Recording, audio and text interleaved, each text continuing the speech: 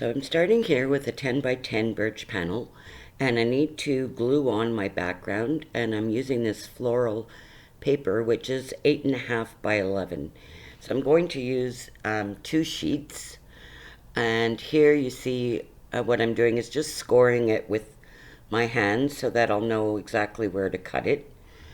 I'm not worrying too much about matching the pattern of the floral. Since there'll be so many pieces on top of this, you won't really notice that there's not a perfect match on those flowers. So I'm just going to cut these out now to exact size using my paper trimmer. And this way I'll have a really good fit right on my board without any pieces overlapping. I found that the best glue to use is Golden's matte medium, and I'm using the regular gel here, and I've just found that this is the only glue I've used, and I use it for all collages, that you can be sure that you'll have nice flat pieces, no bubbling, no wrinkling, and it just goes on really nice and flat and smooth. So I'm using actually a painter's tool there just to flatten that out and make sure everything's on well. Here I'm using Liquitex pouring medium, and I use this only because it's nice and thin when you're trying to go over a surface like this. You could also just use the golden gel medium. There's no problem using that as well. Here I just wanted to show you, because I had glued these on and forgot to tape it, but you want to cut yourself out the side strips as well. So measure the width of your board and the length and cut out 4 strips and glue those on using the same method I used for the front. So I'm just deciding which way to lay the piece out, which side of the board will be the top. And I start with my main or biggest piece generally, and that would be, in this case, my chair, my oversized chair. Now, I do actually have a pattern that I use for my chair, and you're welcome to this. Just email me and I'll send you a copy of that pattern. I'm also going to be using this abstract print that I did just in my watercolor journal. I was just playing, and then I decided that these would make great pictures for my little mini vignettes. So I just cut them out, and then using a marker, I went around the picture just to create, the idea of a frame, of a framed picture. So again, using the same golden gel medium, I start pasting these pieces on. Now I generally just do one area at a time. In other words, I don't lay out all my pieces and then try and glue them down. I set a starting point, which in this case is my chair, and then I basically work around that for all the other elements on the piece. Here I'm starting to prepare my bookshelf, and I have found that the best thing to use for the bookshelf is washi tape. So if you can get some washi tape in thinner strips, and this is a nice one because it's kind of blue ombre, and I'm using that for the sides and the top of my bookshelf. So it's important to get these straight, so take your time doing it.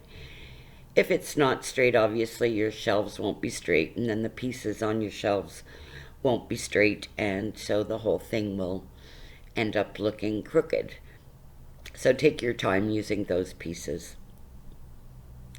You can see here that I'm using another washi tape. This is just, I switched only because I found the other washi tape too thick for my shelves. Otherwise, I would normally use the same washi tape for the shelves as the sides of the bookshelf. Space these however you like, keeping in mind that you're going to have items sitting on those bookshelves, so leave yourself enough room between each of the shelves. So here, I purchased a washi tape that I just love. It's got little individual pictures of teacups and teapots, and it's just adorable. So I want to use it on my shelves or sections of it. But I found that I could see through the washi tape, I could see the floral background behind it. So what I'm doing here is just taping it onto a piece of cardstock, and then from there I'll cut out the individual squares, like the teapot or the teacup, that I actually want to use on my bookshelf.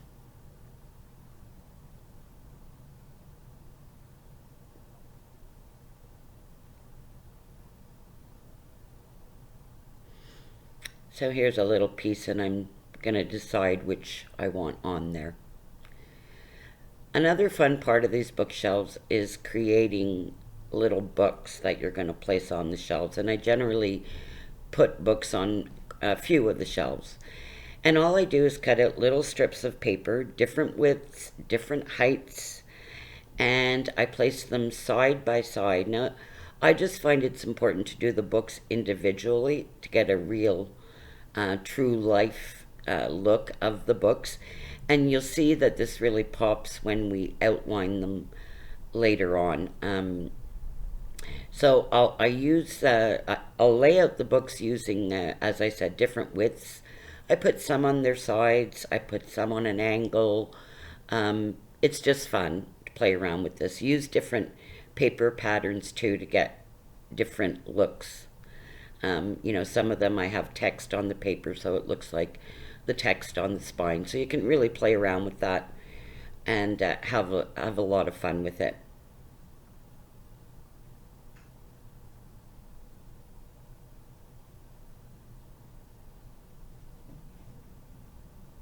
So it is detailed work, but if you like working with miniatures like this, you'll enjoy it. Now, another fun little thing I wanted to show you, if you don't want to take the time to cut out those little individual books, there is washi tape that you can now buy that is rows of books. So that could work equally as well, and it actually looks really good. So that's another alternative for you. I found that one on Etsy, I believe. So next is looking for little bits and bobs of things that you want on your shelves. So I always just look through my stash. These are little wooden pieces of letters and numbers.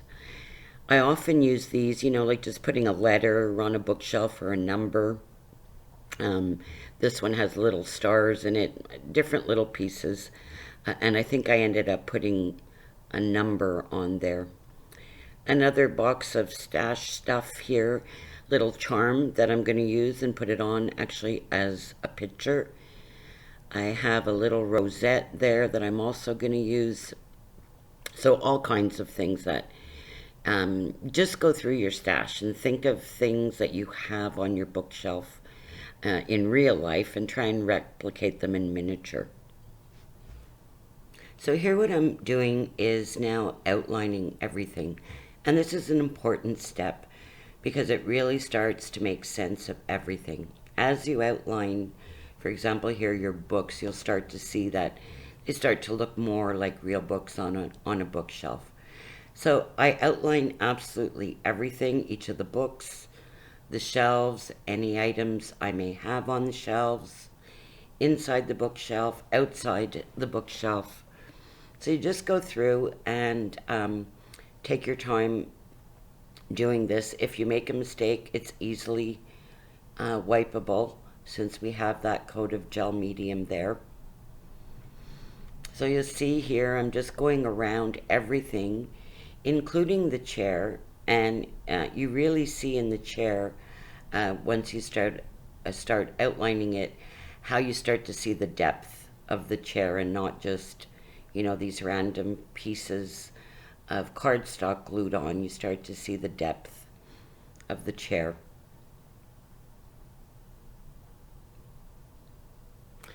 Well, I guess now that I outlined the chair, I realized I wanted to make myself some little cushions for the chair. So here I'm just cutting out rectangles and adding them to the pillow. The next step is to do some more outlining. In fact, this is more shading, and I'm using a big Pitt pen and just using it where I want shading. And again, what's great is because we have that coat of gel medium, you can put a stroke on and then use your finger to blend it so that it looks more like a shadow than a harsh brown line.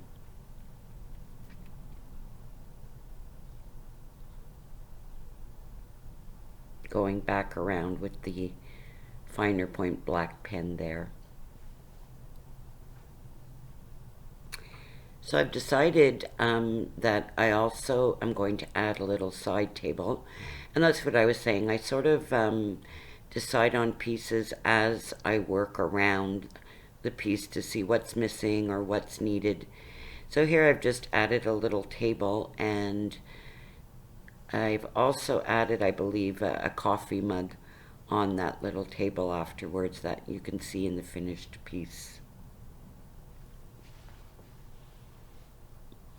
I always tend to add words. So here I'm just outlining the word dream that I put on this piece.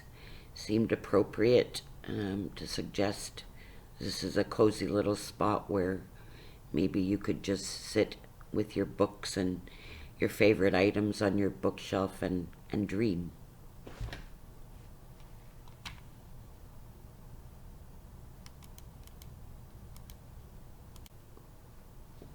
So now adding another layer onto this piece is using Rub-Ons. And I think Rub-Ons were one of my favorite pieces that I used in mixed media, and now you can't find them anymore. This is a Tim Holtz Rub-On. I think he's the only one who has them anymore, and it's just these words. But I love using these in these pieces. I just rub on random words here and there, or inspiring words. And it's fun because as your eyes look around the piece, you spot these little words or these little sayings all over the piece. So I use them in random places. Sometimes on book spines even, you can use them. It'll give you a title for your books. And sometimes I even go ahead and add big words like I decided to do on this chair just for fun.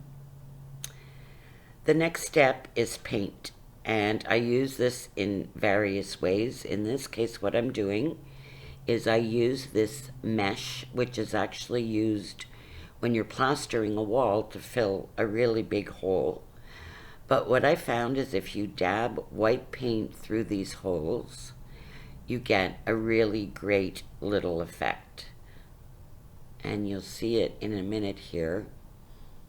It's just a really nice little effect, and adding white to any piece at some point somehow makes the other colors pop. So I tend to do this a lot.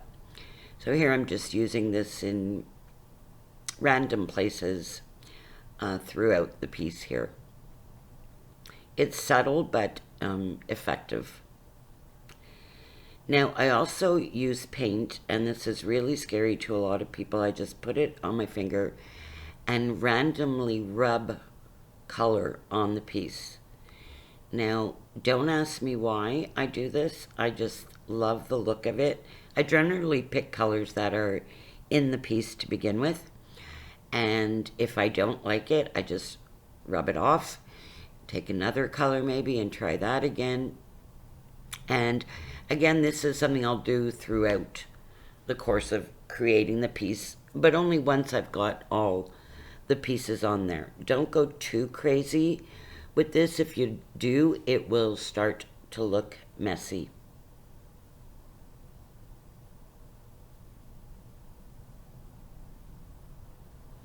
Yeah, you have to be a little brave to do this, but